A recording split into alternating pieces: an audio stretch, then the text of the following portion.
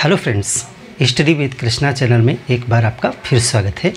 आज की इस क्लास में हमारा डिस्कशन का पॉइंट है आर्द्रता, ह्यूमिडिटी। क्लाइमेटोलॉजी में जब हम प्रेसिपिटेशन को पढ़ते हैं यानी वर्षण को पढ़ते हैं तो उसमें आर्द्रता का जो है बहुत ही महत्व है। जब तक हम आर्द्रता को नहीं समझेंगे तो हम आगे रेनफॉल, कुहासा या जो वर्षण होता है उनको नहीं समझ पाएंगे। तो सबसे पहले आज की क्लास में हम आर्द्रता को पूरी तरीके से क्लियर करेंगे ताकि आगे हम जब पढ़ें जलवायु को तो उसको हमें आसानी हो। आर्द्रता क्या है? सबसे पहले इसकी एक परिभाषा लिखें, बहुत सिंपल सा है। आर्द्रता किसे कहते हैं? आर्द्रता का सीधा सा मतलब है वायु में उपस्थित जल वाष्प को आर्द्रता कहते हैं, ह्यूमिडिटी कहा जाता है। आर्द्रता जल वाष्प यानी वाटर वेपर, वाटर वेपर। सरल सी बात है कि जो जल होता है, जल हमारी पृथ्वी पे 3 अवस्थाओं में पाया जाता है, ठोस, द्रव और गैस। अगर हम वाटर की बात करें तो वाटर जो है वो सॉलिड स्टेट में भी है।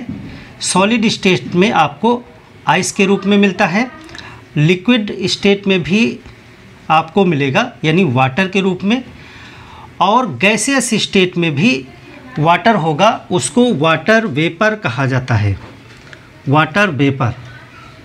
तो जो वाटर का गैसियस फॉर्म है यानी कि जल का जो गैसीय रूप है उसी को जल वाष्प कहा जाता है।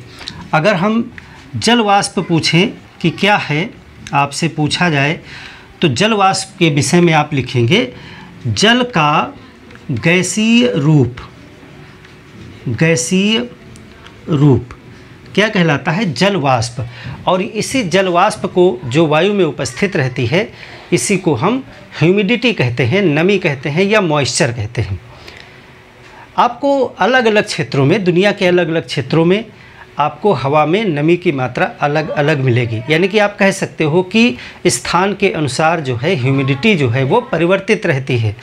आपको अलग अलग समय में भी हवा में नमी की मात्रा अलग अलग मिलेगी। यानी कि जो नमी है वो समय और स्थान दोनों के आधार पर परिवर्तित होती रहती है। तो यहाँ पर हम देख रहे हैं जल वाष्प का गैसीय रूप। जल वाष्प क्या है? जल का गैसीय रूप है। तो थोड़ा सा यहाँ पे साइंस को समझें कि ये कैसे होता है, ये जल जो है वो हवा में वाष्प के रूप में कैसे पहुँचता है, उसके विषय में अगर हम बात करें तो सबसे पहले देखिए, अगर हम ठोस की बात करें जैसे कि बर्फ़, अगर हम बर्फ़ को ले, मान लेते हैं कि 1 ग्राम बर्फ़ है, 1 ग्राम बर्फ़ अगर ले और इसे हम एनर्जी दें, हीट दें, इसे हम दे दें हीट यानी उष्मा, हीट, उष्मा। कितनी उष्मा दे दें इसे? लगभग 80 कैलोरी, एग्जैक्ट जो है 79 कैलोरी अगर इसे हम उष्मा दे दें, 79 कैलोरी, लगभग 80 कैलोरी उष्मा दे दें तो यह जो है द्रव अवस्था में आ जाएगा यानी जल के रूप में तब्दील हो जाएगा। 1 ग्राम, 1 ग्राम, 1 ग्राम बर्फ़ को 1 ग्राम जल में कन्वर्ट करने के लिए 80 कैलोरी उष्मा की ज़रूरत होती है और ये उष्मा कहलाती है गलन की गुप्त उष्मा। इस उष्मा को क्या कहते हैं? इसे कहते हैं गलन की गुप्त उष्मा। ये अलग से आपसे प्रश्न साइंस के अंतर्गत पूछा जा सकता है, गलन की गुप्त उष्मा कितनी होती है या गलन की गुप्त उष्मा किसे कहते हैं? Latent heat, latent heat of melting.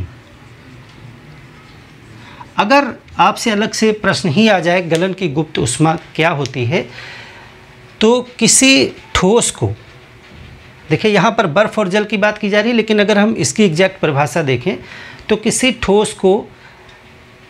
ठोस की एक निश्चित मात्रा को उतनी ही मात्रा के द्रव में कन्वर्ट करने के लिए जितनी उष्मा की आवश्यकता होती है उसे गलन की गुप्त उष्मा कहते हैं। उदाहरण के रूप में आप लिख सकते हैं कि 1 ग्राम बर्फ़ को 1 ग्राम जल में परिवर्तित करने के लिए जितनी उष्मा चाहिए उसे बर्फ़ के गलन की गुप्त उष्मा कहते हैं और ये होता है लगभग 80 कैलोरी। अब इस जल को अगर हम फिर से एनर्जी दें, फिर से इसे ऊष्मा दें, हीट दें, तो ये वाटर वेपर में कन्वर्ट हो जाएगा। यानी कि अगर हम इसे फिर से हीट दे देते हैं, कितना हीट हम इसे देते हैं फिर से 540 कैलोरी,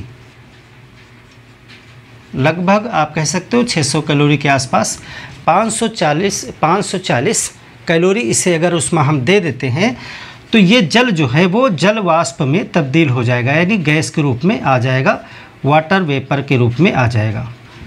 और ये जो यहाँ पर ऊष्मा होती है जो द्रव को गैस में परिवर्तित करने के लिए होती है, इसे हम कहते हैं वाष्पन की गुप्त ऊष्मा। ये भी अलग से क्वेश्चन आपको पूछा जा सकता है। ये है वाष्पन की गुप्त ऊष्मा,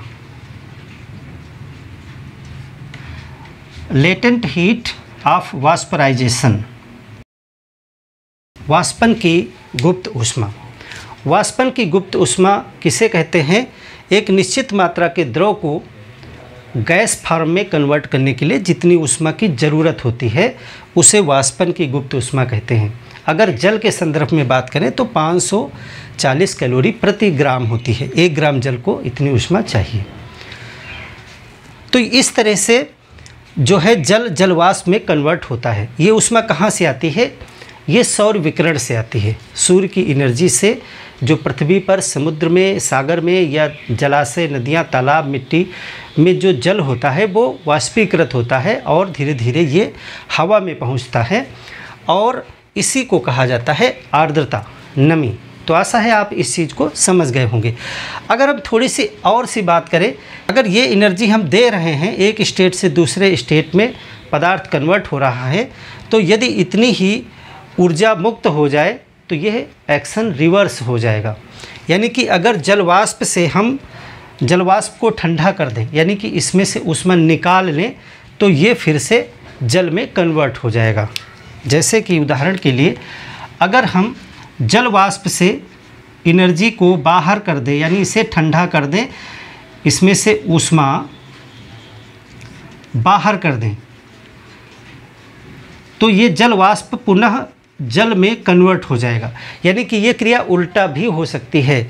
तो जल वाष्प को ठंडा कर दें, यानी कि इसमें से ऊर्जा ख़त्म कर दें, तो ये जल में कन्वर्ट हो जाएगा। और ये जो ऊष्मा यहाँ पर निकलती है, मुक्त होती है, इसे कहते हैं संघनन की गुप्त ऊष्मा। ये सभी टर्म आपको याद रखने होंगे। लेटेंट हीट ऑफ कंडेंसेशन, और ये बराबर होती है वाष्पन की गुप्त ऊष्मा से। यानी कि जल को जितनी ऊष्मा देके हम जलवाष्प में कन्वर्ट कर सकते हैं, जलवाष्प से उतनी ऊष्मा अगर बाहर निकल जाए तो वो पुनः जल में आ जाएगा। तो संघनन की गुप्त ऊष्मा की परिभाषा क्या होगी कि किसी गैस को ठंडा करके द्रव के रूप में लाने के लिए जितनी ऊष्मा उसमें से मुक्त होती है, यानी बाहर निकलती है, उसे हम संघनन की गुप्त ऊष्मा कहते हैं। और ये जो है वाष्पन की गुप्त ऊष्मा के बराबर होती है। यानी कि ये एक दूसरे के रिवर्स एक्शन है। इसी तरीके से यहाँ भी रिवर्स एक्शन होता है। एक चीज़ और आप ध्यान दे रहे होंगे कि यहाँ बर्फ़ को हम जितनी ऊष्मा से जल में कन्वर्ट कर रहे हैं 1 ग्राम के लिए, उसी 1 ग्राम को जब जलवाष्प में कन्वर्ट करते हैं तो हमको ज़्यादा एनर्जी की ज़रूरत होती है। अगर ये कैलकुलेशन आप देखें तो 540 कैलोरी हमको यहाँ पे चाहिए और यहाँ पे हम 80 मान लें, तो ये लगभग जो है आपका आ जाएगा 6.75। यानी कि बर्फ़ 1 ग्राम बर्फ़ को जल में बनाने के लिए जितनी ऊर्जा चाहिए उससे लगभग 6.7 गुना ऊर्जा चाहिए जल को वाष्प में बनाने के लिए। यानी ठोस से द्रव बनने में कम एनर्जी खर्च होती है, लेकिन द्रव से गैस बनने में ज़्यादा एनर्जी खर्च होती है। इसका कहने का मतलब ये है।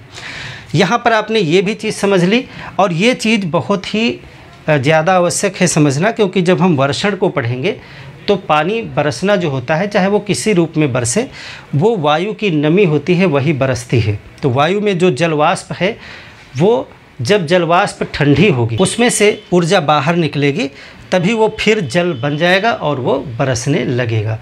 तो ये सिंपल सा कॉन्सेप्ट आपको याद रखना है। तो ये आपने देख लिया जलवाष्प। अब जलवाष्प जो है वो कितनी मात्रा में पाई जाती हैं।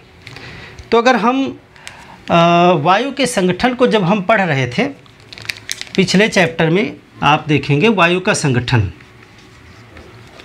वायु का संगठन यानी कि कितनी चीज़ें क्या क्या पाई जाती हैं। तो आपने 3 चीज़ें वहाँ पर देखी थी कि वायु में गैसेस होती हैं, स्थायी परमानेंट जो कुछ गैसेस हैं, और वाटर वेपर है यानी जल वाष्प है, वाटर वेपर होता है, और बहुत से डस्ट पार्टिकल्स होते हैं, धूल कण, जिसमें धूल धुआं बहुत सी चीज़ें आ जाती हैं। तो डस्ट भी है। वाटर वेपर की यहाँ पर हम बात करते हैं, गैस की बात हम पीछे कर भी चुके हैं।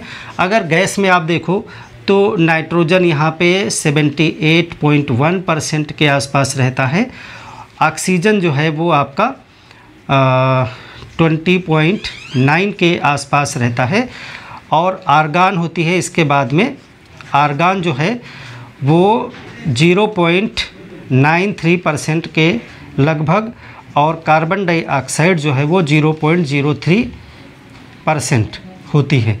तो इस तरह से और भी गैसेज होती हैं इसमें, ये गैसेज होती हैं, और ये परमानेंट परसेंटेज लगभग रहता है, यानी ये स्थायी परसेंटेज रहता है, बहुत कम चेंज होता है। कि यानी पृथ्वी पर आप जाएंगे तो लगभग यही आपको सब जगह रेशियो मिलेगा। हालांकि कार्बन डाइऑक्साइड के परसेंटेज में काफ़ी परिवर्तन देखा जाता है, लेकिन उतना ज़्यादा नहीं है जितना वाटर वेपर के संदर्भ में होता है। वाटर वेपर अगर आप देखोगे तो वायु में वाटर वेपर जो है वो 0 से लेकर के 4% तक जो है वाटर वेपर होती है, और ये जो है परिवर्तनशील है, परिवर्तनशील। इन गैसेस के परसेंटेज में तो परिवर्तन नहीं होता है ज़्यादा मात्रा में, लेकिन वाटर वेपर जो है वो बहुत ज़्यादा परिवर्तनशील है, और ये स्थान और समय, स्थान एवं समय के आधार पर परिवर्तित होता रहता है। हवा में जल वाष्प की मात्रा निर्भर करती है कि टाइम क्या है, गर्मी है, शीत ऋतु है, दोपहर है या रात है, यानी टाइम के अकॉर्डिंग जल वाष्प की मात्रा कम ज़्यादा होती रहती है।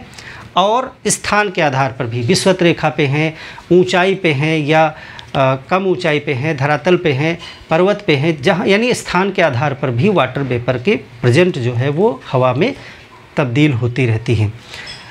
कुछ कॉमन चीज़ें आप जानते ही होंगे कि इन चीज़ों को बहुत सारी चीज़ें प्रभावित करती हैं। जैसे कि आप अगर राजस्थान में हैं तो राजस्थान में गर्मी है, बहुत ज़्यादा हवा गर्म है, लेकिन वहाँ पे जलाशय नहीं है, यानी जल के स्रोत कम हैं, तो निश्चित तौर से वहाँ की हवा में नमी होगी ही नहीं। हवा ज़रूर नमी खींचना चाहेगी, लेकिन हवा में नमी कम होगी।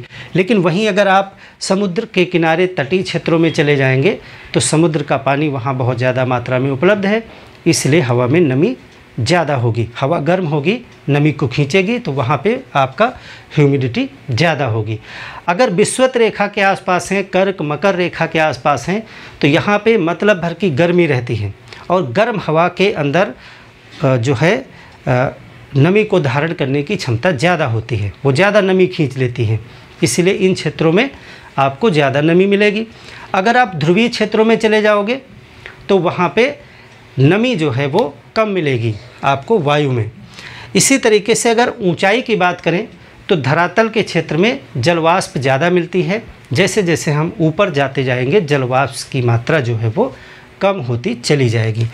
जलवाष्प की अधिकतम मात्रा जो है, इसको आप नोट डाउन कर लिए हैं, जलवाष्प की अधिकतम मात्रा 2 किलोमीटर तक रहती है।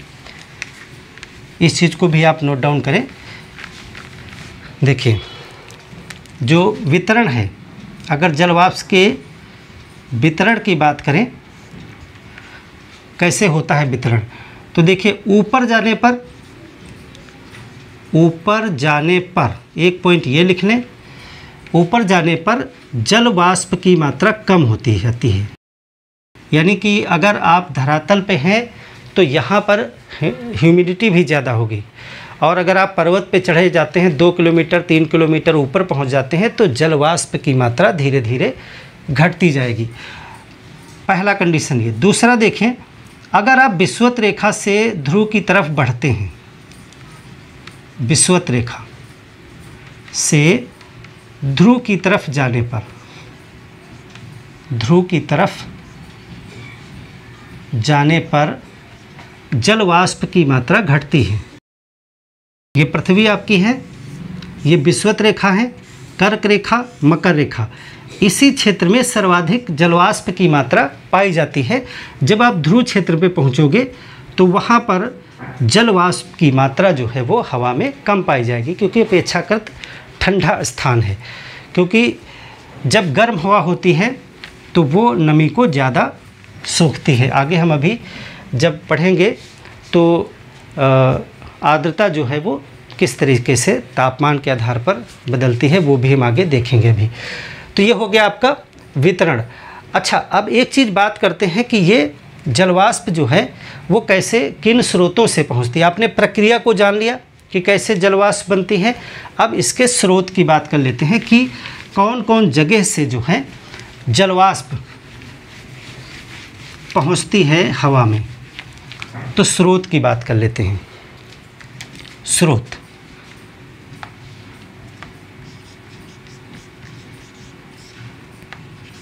देखिए दो प्रक्रियाएं भी आप जान लें, दो प्रक्रियाएं हैं।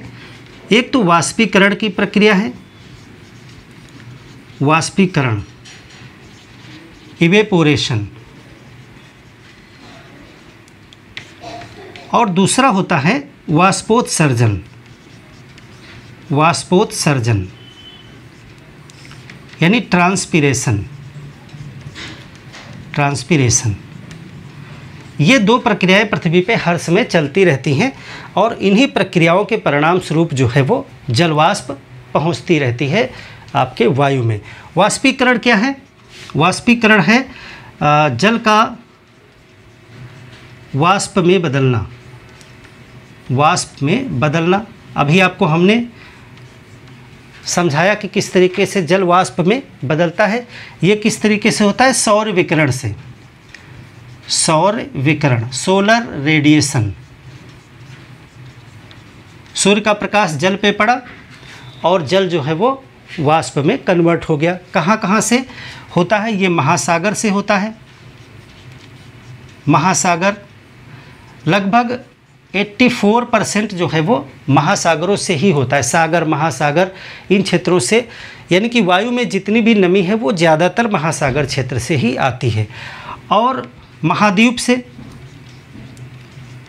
महाद्वीप से 16% होता है। महाद्वीप में क्या क्या चीज़ें? महाद्वीप में जैसे जलाशय हैं, जलाशय हैं, नदी और सिंचाई हो सकती है, कुछ कृत्रिम कारण भी हैं, सिंचाई, झीलें,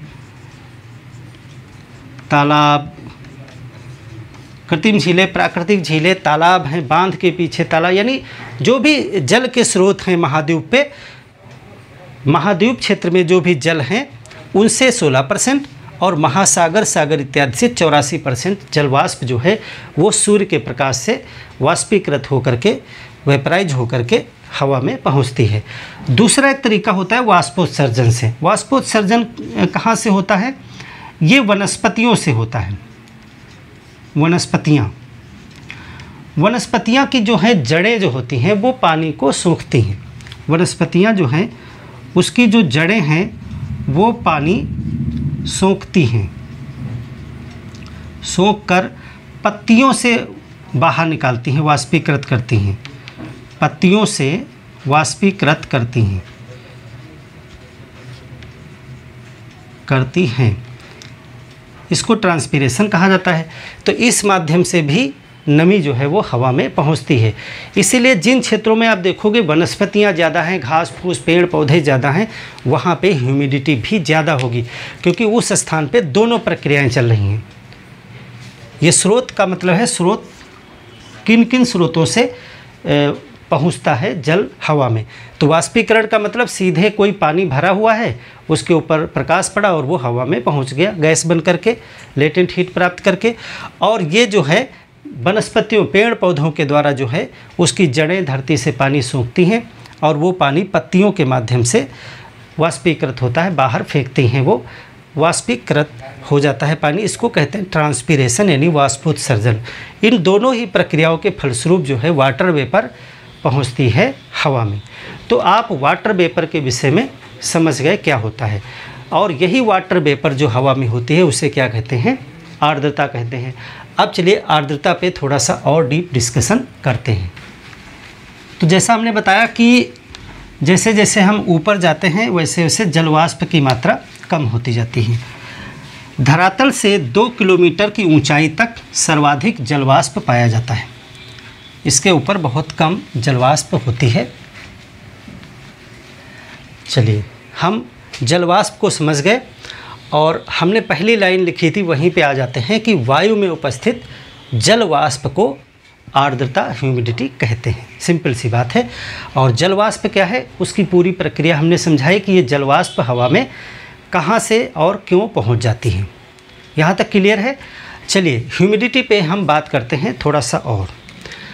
वायु में उपस्थित जलवाष्प को आर्द्रता कहते हैं। आर्द्रता का मापन कैसे किया जाता है? आर्द्रता का सबसे पहले हम देखें, मापन के लिए एक यंत्र होता है हाइग्रोमीटर। हाइग्रोमीटर ये आपसे पूछा जा सकता है।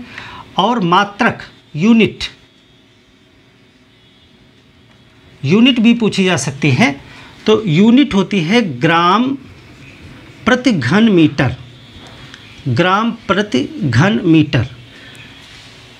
1 घन मीटर वायु में कितने ग्राम ह्यूमिडिटी है, ये इसके मापने का तरीका है। तो मापन और मात्रक दोनों याद रखिएगा। सबसे पहली चीज़ हम जो डिस्कस करेंगे वो 2 चीज़ें डिस्कस करेंगे। पहली चीज़ आप देखें कि आर्द्रता सामर्थ्य क्या होती है। आर्द्रता सामर्थ्य, ह्यूमिडिटी कैपेसिटी। बहुत ही सिंपल वे में इसको हम समझेंगे और आशा है ये चीज़ें आपको भूलेंगी नहीं। आर्द्रता सामर्थ्य, पावर, शक्ति, आपके काम करने की एक क्षमता होती है, उसको सामर्थ्य कहा जाता है। इसी तरीके से ह्यूमिडिटी की भी एक सामर्थ्य होती है। हवा है, कोई भी वाहन जो होता है वो एक निश्चित मात्रा में लोड ले जा सकता है। वैसे ही जो हवा होती है उसकी कैपेसिटी होती है, उसकी क्षमता होती है, वो कितना जलवाष्प धारण कर सकता है। जैसे हम यहाँ पे आपको पढ़ा रहे हैं, यहाँ पे जो हवा है इसके अंदर जलवाष्प मौजूद है, लेकिन वो जलवाष्प नीचे नहीं गिरता है क्योंकि हवा को उसको धारण करने की क्षमता है, वो उसे लेकर के उड़ रही है। और जब क्षमता से बाहर जलवाष्प आ जाएगी तो फिर वो नीचे गिरना प्रारंभ हो जाएगी, उसको धारण नहीं कर पाएगी हवा। आर्द्रता सामर्थ्य की अगर सिंपल परिभाषा की बात करें तो एक निश्चित तापमान पर, यहाँ तापमान का फैक्टर बहुत इम्पॉर्टेंट है। एक निश्चित तापमान पर, हमने अभी आपको बताया था कि तापमान का बहुत फ़र्क पड़ता है आर्द्रता पे, इसको भी आप धीरे धीरे समझेंगे। तो निश्चित तापमान पर 1 घन मीटर वायु, 1 घन मीटर वायु जितनी जलवाष्प को ग्रहण कर सकती है या धारण कर सकती है, उसे उस वायु की आर्द्रता सामर्थ्य कहते हैं। अब 2 चीज़ें, 2 फैक्टर याद रखिएगा। तापमान निश्चित है और 1 घन मीटर वायु की बात हम कर रहे हैं या कि निश्चित मात्रा में वायु की बात कर रहे हैं आयतन में। तापमान को निश्चित मान लीजिए 25 डिग्री सेंटीग्रेड तापमान है और 1 घन मीटर वायु आप ले लीजिए, यानी कि 1 मीटर लंबा, चौड़ा और ऊंचा आपका जो एरिया है उसके अंदर जितनी वायु है, उस वायु में कितनी ज़्यादा मात्रा में मैक्सिमम से मैक्सिमम कितनी जलवाष्प धारण कर सकती है हवा, क्षमता उसकी क्या कहलाती है? ह्यूमिडिटी कैपेसिटी कहलाती है। जलवाष्प धारण करने की क्षमता, कैपेसिटी हो गई। तापमान को क्यों स्थिर किया है? क्योंकि अगर हम तापमान को बढ़ा देंगे तो जलवाष्प धारण करने की क्षमता बढ़ जाएगी। हवा जितनी गर्म होती जाएगी जलवाष्प को धारण करने की क्षमता उसकी बढ़ती जाएगी। एक चीज़ यहाँ गौर करिएगा, हवा के गर्म होने का कभी भी ये मतलब मत निकालिएगा कि उसमें जलवाष्प की मात्रा अधिक होगी, क्योंकि जलवाष्प की मात्रा का होना निर्भर करता है कि उसे जलवाष्प कहीं से मिले। यानी कि हवा बहुत ज़्यादा गर्म है तो उसकी धारण करने की क्षमता तो बहुत ज़्यादा है, लेकिन अगर आसपास समुद्र नहीं है, जलाशय नहीं है, नदी नहीं है, मिट्टी में भी नमी उपलब्ध नहीं है, तो उसमें नमी आएगी कहाँ से? तो वो भूखी हवा कहलाएगी। यानी कि उसमें जलवाष्प धारण करने की क्षमता तो बहुत ज़्यादा है, लेकिन उसे जलवाष्प मिल नहीं रही है। तो वो क्या करेगी? वो जो वनस्पतियाँ होंगी उनके जल को सोख लेगी। जो धरा में जो पृथ्वी पर जो भी जलवाष्प उसे मिलेगी, कहीं भी वाटर मिलेगा, उसे वो बिल्कुल सुखा देगी।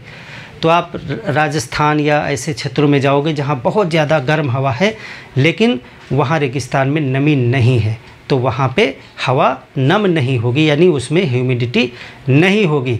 तो गर्म हवा होने के बावजूद भी उसमें ह्यूमिडिटी नहीं होगी। तो आर्द्रता सामर्थ्य जो है वो किन बातों पे निर्भर करती है? इसके लिए आप लिखें कि ताप बढ़ने पर वायु का ताप बढ़ने पर आर्द्रता सामर्थ्य बढ़ जाती है। हवा के नमी धारण की क्षमता जो है वो बढ़ जाती है। और इसके जस्ट उल्टा भी होता है। अगर हवा को हम ठंडा कर दें तो नमी धारण करने की क्षमता कम हो जाएगी। सिंपल सी बात है, यहीं से सारा विज्ञान आप समझ गए कि अगर पहले हवा खूब गर्म है तो उसके धारण करने की क्षमता भी बहुत ज़्यादा है, और इन केस वहाँ पे समुद्र है, नदियाँ हैं, या हवा ऐसे क्षेत्र से गुजर रही है जहाँ पे पानी उपलब्ध है और उसके धारण करने की क्षमता भी बहुत ज़्यादा है, तो वो क्या करेगी? बहुत सारा पानी उड़ाती रहेगी और अपने अंदर ले करके चलेगी। लेकिन कहीं अचानक से वो किसी ऐसे क्षेत्र में पहुँच गई या ऊंचाई पे पहुँच गई, तापमान कम हो गया, हवा का तापमान कम हो जाएगा, तो क्या होगा? आर्द्रता सामर्थ्य घट जाएगी। तो मान लेते हैं कि वो 100 ग्राम पानी लेकर के चल रही थी, उसकी क्षमता थी 100 ग्राम लेकर चलने की, और जैसे ही टेम्परेचर डाउन हुआ तो उसकी क्षमता आ गई 40 ग्राम पे, यानी कि अब वो 40 ग्राम से ज़्यादा लेके नहीं चल सकती है। तो बाकी का 60 ग्राम जल क्या होगा? वो संघनन की प्रक्रिया के स्वरूप तुरंत जो है वो पृथ्वी पे आना शुरू हो जाएगा। उसी को हम वर्षण का रूप देंगे, यानी हवा ठंडी होने पे उसके अंदर जो एक्स्ट्रा मॉइस्चर होगा वो बाहर निकलना शुरू हो जाएगा, वर्षण की प्रक्रिया शुरू हो जाएगी। तो आर्द्रता सामर्थ्य को आप समझ गए, एक कॉन्सेप्ट याद रखिएगा। दूसरा चीज़ है संतृप्त वायु का कॉन्सेप्ट भी आप समझें। संतृप्त वायु क्या होती है? क्योंकि जैसे आप पढ़ेंगे आगे वैसे उसे आपको एक संतृप्त वायु का भी जिक्र आएगा, तो उसे भी आप समझें संतृप्त वायु क्या होती है। संतृप्त वायु, सैचुरेटेड एयर। सैचुरेटेड एयर क्या है? हमने आपको बताया कि हवा में नमी धारण करने की एक क्षमता होती है, और हवा में कितनी नमी है ये अलग अलग दो बातें हैं। संतृप्त वायु का मतलब है कि किसी वायु में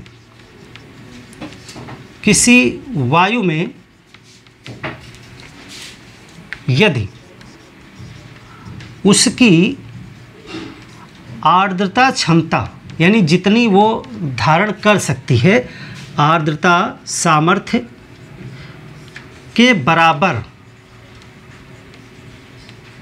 जलवाष्प उपस्थित हो जाए, जलवाष्प उपस्थित हो,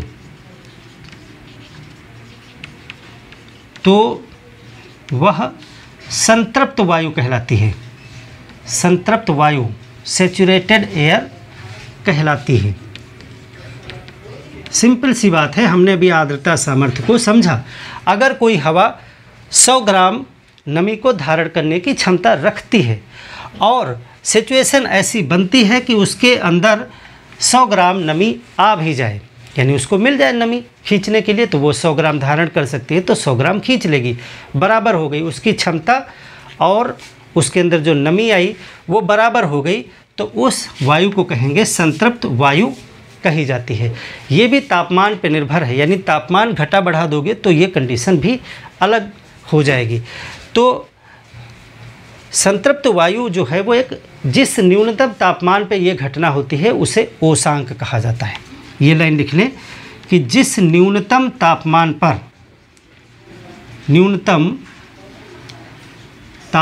पर यह घटना होती है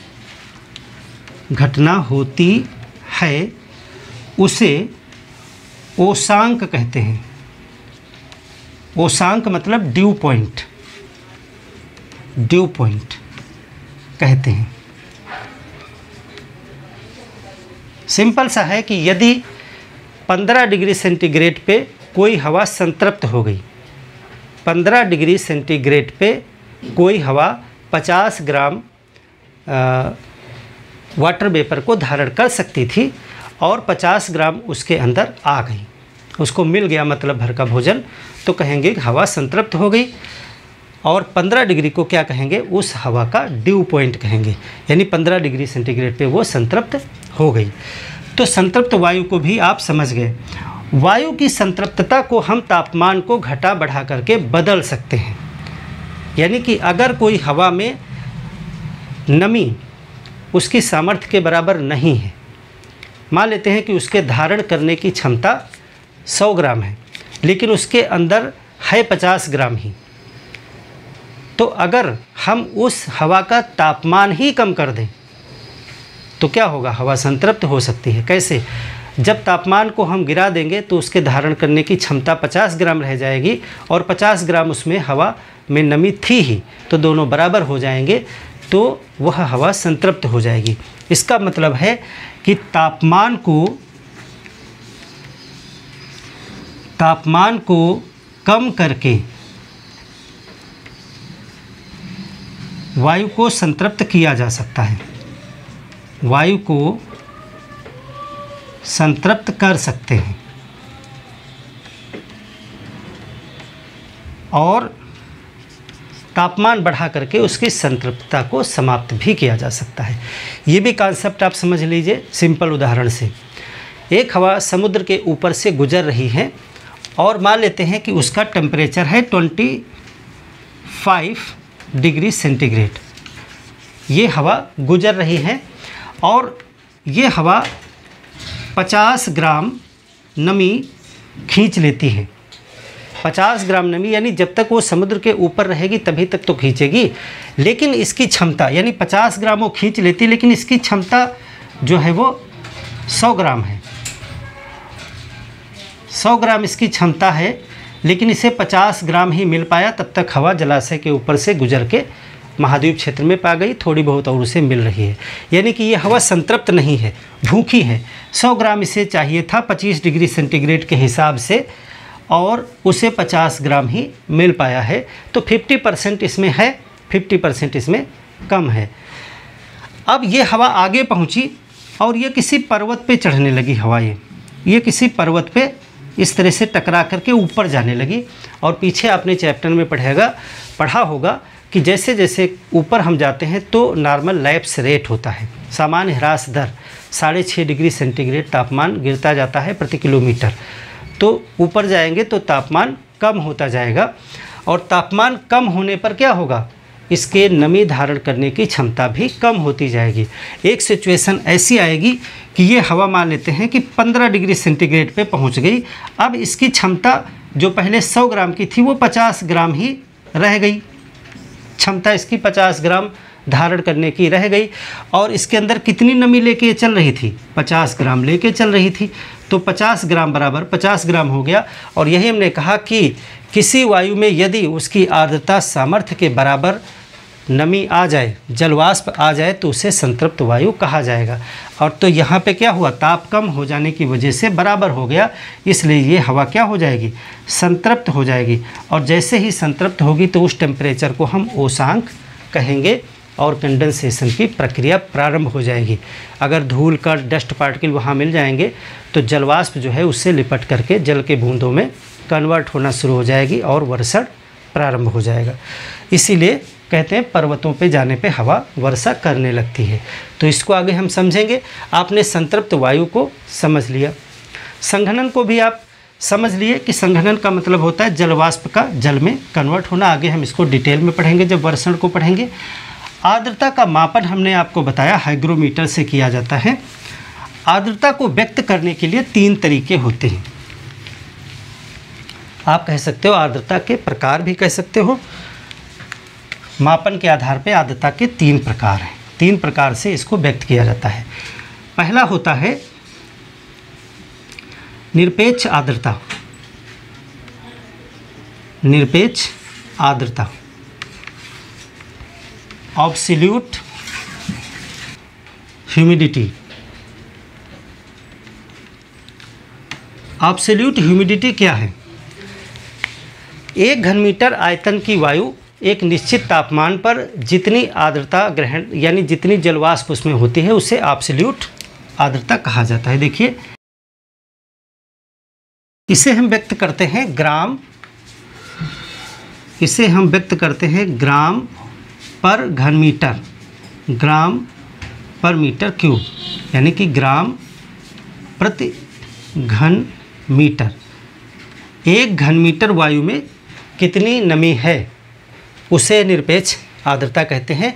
अब देखिए यहाँ पर आयतन की बात की जा रही है, तो क्या यह निश्चित रहेगा हर एक जगह पे?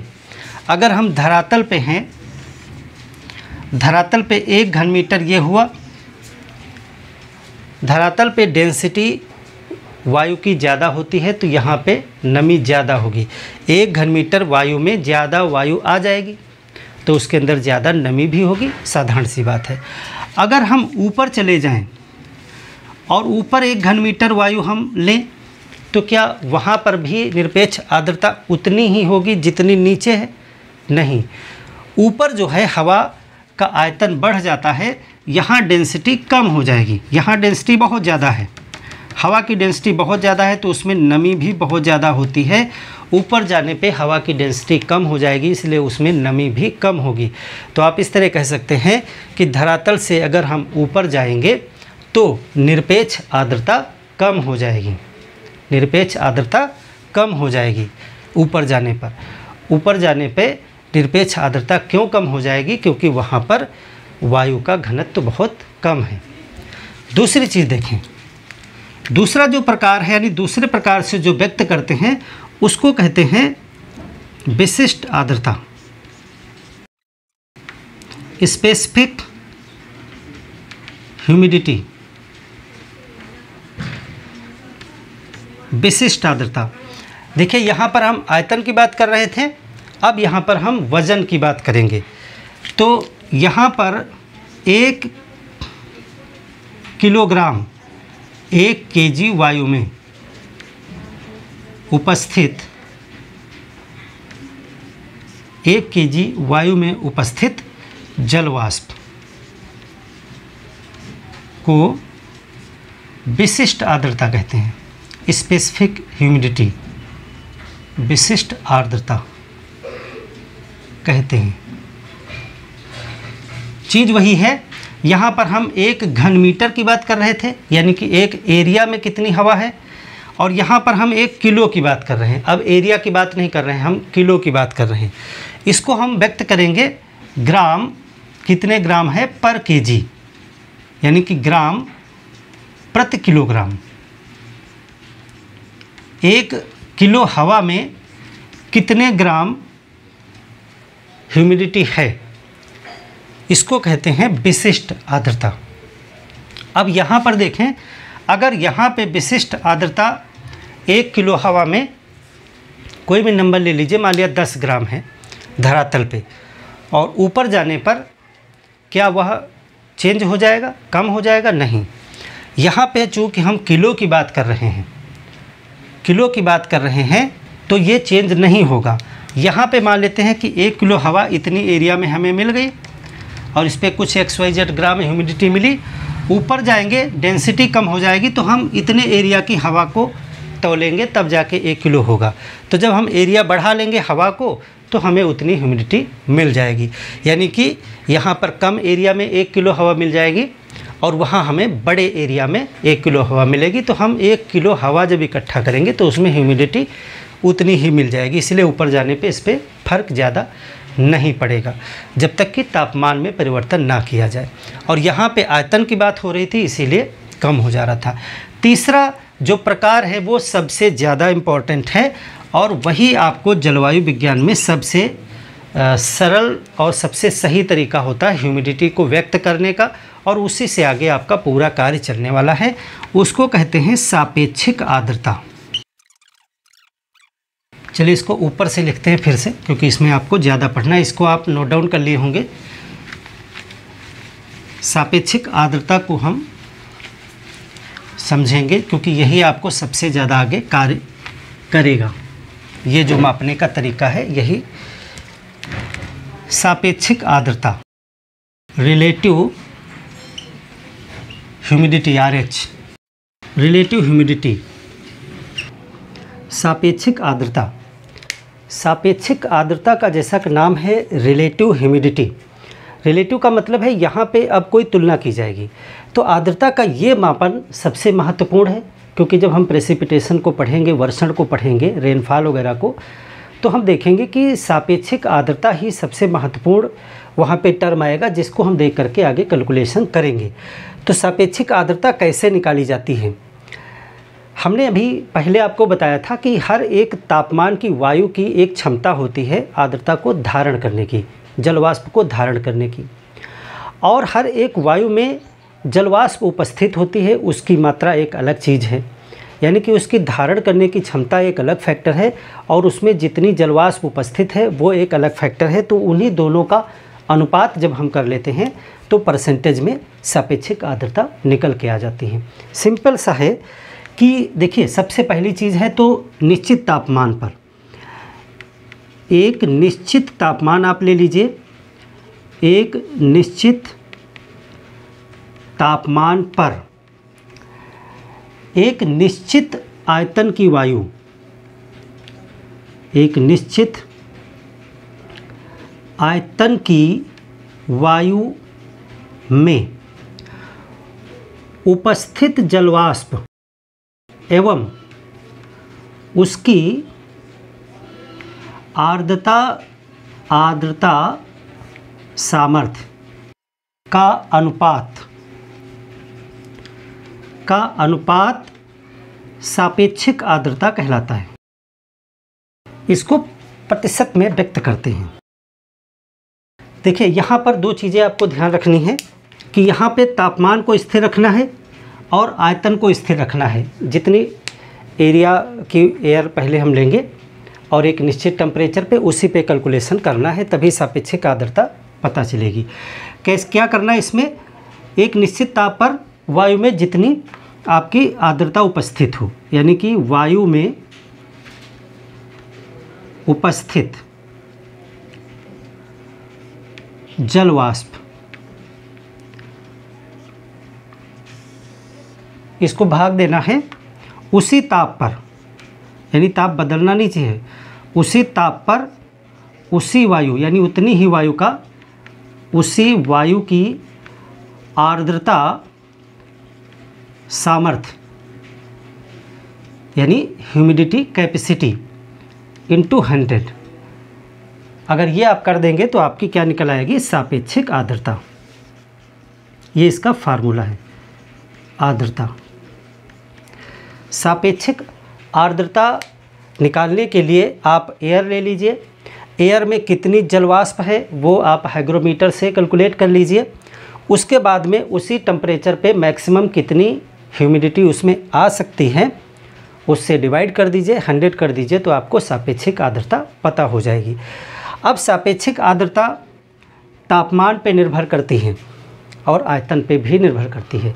अगर हम तापमान बढ़ा देंगे तो वायु की आर्द्रता सामर्थ्य पे क्या फ़र्क पड़ेगा? अभी हमने पहले बताया था कि यदि तापमान बढ़ा देंगे तो आर्द्रता सामर्थ्य ज़्यादा हो जाएगी, यानी नीचे मान बढ़ जाएगा। तो जब नीचे मान बढ़ जाएगा तो इसका मतलब है कि सापेक्षिक आर्द्रता कम हो जाएगी।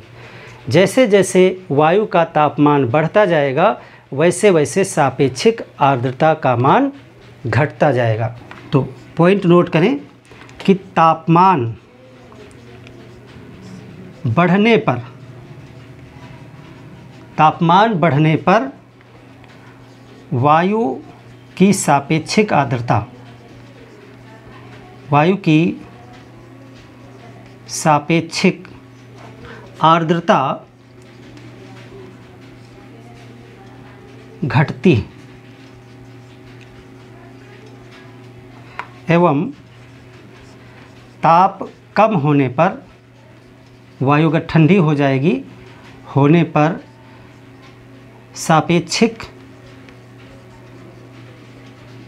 आर्द्रता रिलेटिव ह्यूमिडिटी बढ़ती है। ये दो फैक्ट आप याद रखेंगे अगर, तो आप समझ जाएंगे कि किसी एयर की सापेक्षिक आर्द्रता कितनी होगी। जैसे जैसे एयर का टेम्परेचर बढ़ेगा आपकी रिलेटिव ह्यूमिडिटी कम होती जाएगी, उल्टा अनुपात है। जैसे कि एग्जाम्पल के लिए हम एक एग्जाम्पल लेते हैं। सबसे पहले हम देखें कि कोई रूम टेम्परेचर पे मान लेते हैं 24 डिग्री की एयर है, 24 डिग्री सेंटीग्रेड तापमान है, तापमान की वायु है कोई। इसी उदाहरण से आपको सब कुछ क्लियर हो जाएगा। 24 डिग्री सेंटीग्रेड तापमान है हवा का, तो इस टेम्परेचर पे इसकी सामर्थ्य कितनी होगी, यानी कि इस वायु की आर्द्रता सामर्थ्य। तो उदाहरण के लिए हम मान लेते हैं कि इसकी आर्द्रता सामर्थ्य जो है वो 20 ग्राम है, 20 ग्राम है। 24 डिग्री सेंटीग्रेड की एयर जो है वो 20 ग्राम, एक घन मीटर वायु 20 ग्राम जलवाष्प जो है वो धारण कर सकती है। लेकिन इसका मतलब ये तो है नहीं कि उसमें 20 ग्राम होगी ही, ये तो निर्भर करता है कि वहाँ जल उपलब्ध है कि नहीं उपलब्ध है। तो मान लेते हैं कि उस समय उपस्थित जलवाष्प कितनी है, वो 10 ग्राम है, 10 ग्राम है। तो आपकी रिलेटिव ह्यूमिडिटी कितनी हो जाएगी, रिलेटिव ह्यूमिडिटी जितनी जलवाष्प उपस्थित है 10 ग्राम है उसमें बटे 20 हो सकती थी इंटू 100। तो जब आप इसको निकालेंगे तो ये आपका हो जाएगा 50%। इसको परसेंट में व्यक्त करते हैं। तो जाहिर सी बात है, आप ऐसे भी नॉर्मली अगर देखोगे तो आप कह सकते हो कि उसकी क्षमता है 20 ग्राम की, उपस्थित है तो 10 ग्राम, तो कितनी उपस्थित है, 50% उपस्थित है। तो एक तो ये हमने स्टैंडर्ड सेट किया। अब अगर हम इसको टेम्परेचर को बढ़ा दें, टेम्परेचर बढ़ा दिया और हमने कर दिया मान लेते हैं 32 डिग्री सेंटीग्रेड तापमान, क्या फ़र्क पड़ेगा। अभी हम ये मान के चलते हैं कि उपस्थित जलवाष्प उसमें 10 ग्राम ही है, क्योंकि वहाँ पर उतनी ज़्यादा पानी की उपलब्धता ही नहीं है कि और ज़्यादा आ सके। तो 10 ग्राम उसमें उपस्थित है हवा में, टेम्परेचर बढ़ गया 32 हो गया। तो ताप जब बढ़ेगा, हवा गर्म होगी, तो उसकी धारण करने की क्षमता बढ़ जाएगी कि नहीं बढ़ जाएगी, बिल्कुल बढ़ जाएगी। अभी हमने बताया था पहले कि तापमान गर्म हवा का धारण करने की क्षमता बढ़ जाती है, वो ज़्यादा खींच सकती है, लेकिन उपस्थित तो है नहीं। तो मान लेते हैं यहाँ पर जो है सामर्थ्य जो है कितनी हो गई, सामर्थ्य हो जाएगी अब 30 ग्राम,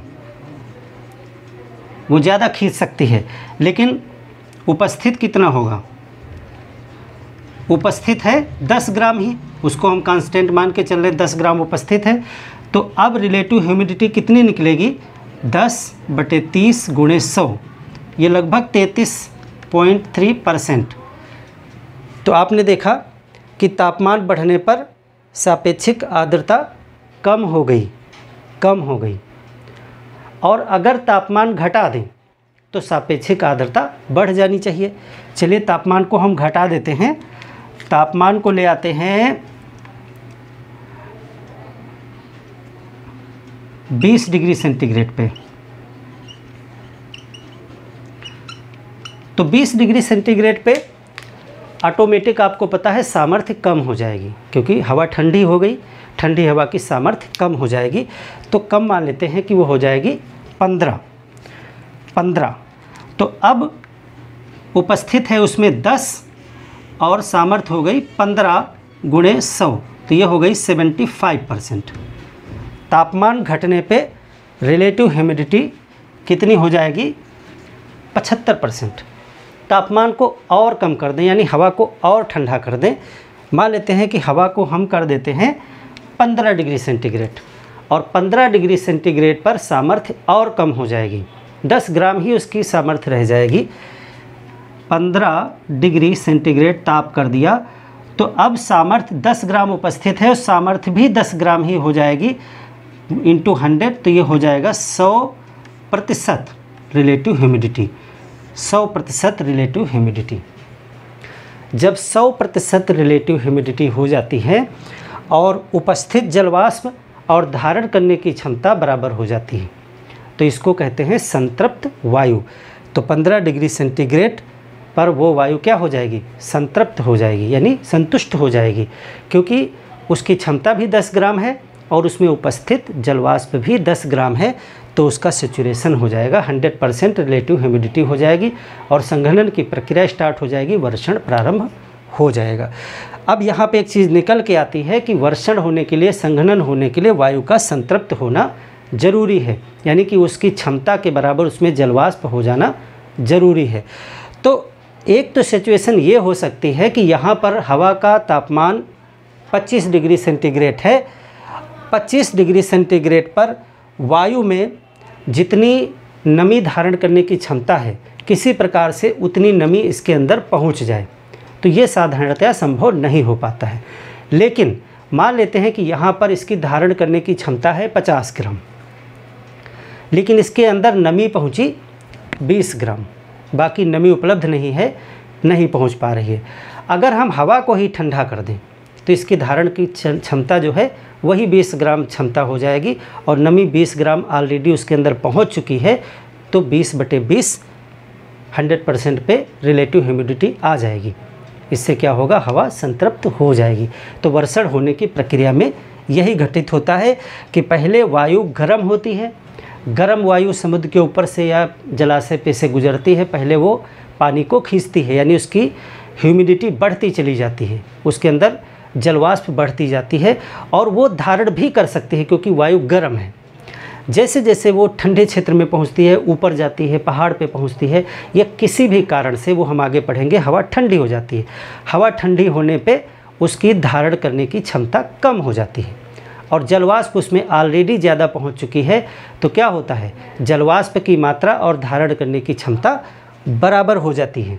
इससे वो संतृप्त हो जाती है और वर्षण के लिए प्रक्रिया या परिस्थितियाँ तुरंत क्रिएट हो जाती हैं। संघनन आगे हम पढ़ेंगे वो कैसे स्टार्ट हो जाता है। तो सापेक्षिक आर्द्रता में आपने देखा कि तापमान बढ़ाने पर वायु की सापेक्षिक आर्द्रता घट जाती है। 24 से 32 किया तो घट गई सापेक्षिक आर्द्रता, और तापमान कम करने पे सापेक्षिक आर्द्रता बढ़ जाती है। तो दो चीज़ें आप यहाँ पे कन्फ्यूज़न वाली लग रही होंगी। पहले हम जब जलवाष्प को पढ़ रहे थे, आर्द्रता को पढ़ रहे थे, तो हमने देखा था कि जैसे जैसे वायु का तापमान बढ़ता है उसके अंदर जलवाष्प धारण करने की क्षमता बढ़ती है, लेकिन जैसे जैसे वायु का तापमान बढ़ता है वैसे वैसे उसकी सापेक्षिक आर्द्रता घटती है। तो थोड़ा सा ये चीज़ें कंफ्यूज ना होइएगा। सापेक्षिक आर्द्रता को हमने पढ़ लिया है, यही सबसे ज़्यादा आगे यूज होगा, और इसके बाद हम नेक्स्ट चैप्टर में पढ़ेंगे क्लाउड फॉर्मेशन, बादल कितने प्रकार के होते हैं, और उसके बाद हम वर्षण कितने प्रकार के हैं, वर्षा कैसे होती है, उनकी क्या परिस्थितियां हैं, कैसे होता है, उसको पढ़ेंगे, और फिर हम जलवायु के आगे चैप्टर्स पे बढ़ेंगे। तो मिलते हैं एक और बेहतरीन क्लास के साथ में, तब तक के लिए धन्यवाद।